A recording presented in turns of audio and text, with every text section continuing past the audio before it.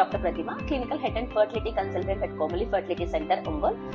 ఇవాళ మనం డిస్కస్ చేయబోయే టాపిక్, మీకు ఫర్టిలిటీ సెంటర్లో ఐవీఎఫ్ అనే ట్రీట్మెంట్ కనుక చెప్పినట్లయితే ఎందుకు తొందరగా చేయించుకోవాలి అని డిస్కస్ చేద్దాం.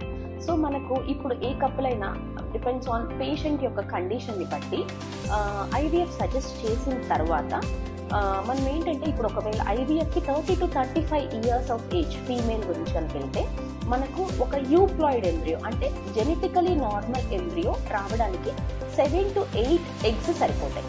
అదే ఆఫ్టర్ 40 years మీరు లేట్ చేసి కొంచెం మనం డిలే చేద్దాంలే, మనకు న్యాచురల్గానే ప్రెగ్నెన్సీ వస్తుంది అని చెప్పి మీరు పోస్ట్పోన్ చేసుకొని 40 years కనుక రీచ్ అయ్యారనుకోండి ఫీమేల్, అప్పుడు మనకు అట్లీస్ట్ 15 to 16 oocytes ఎగ్స్ అనేది కావాలి. దాని ద్వారా అవి అన్ని వస్తేనే మనకు యూప్లాయిడ్ ఎంబ్రియో అంటే జెనెటికలీ నార్మల్ ఎంబ్రియో వస్తుంది.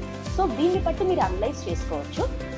మనకు ఎగ్ ఎందుకు అంటే egg number and egg quality advance age వచ్చే కొద్దికి తగ్గిపోతుంది కాబట్టి, సో ఐవీఎఫ్ చేయించుకునే పని అయితే before as soon as possible before 40 years చేయించుకోవడం అనేది మనకు గుడ్ ఆప్షన్. Thank you.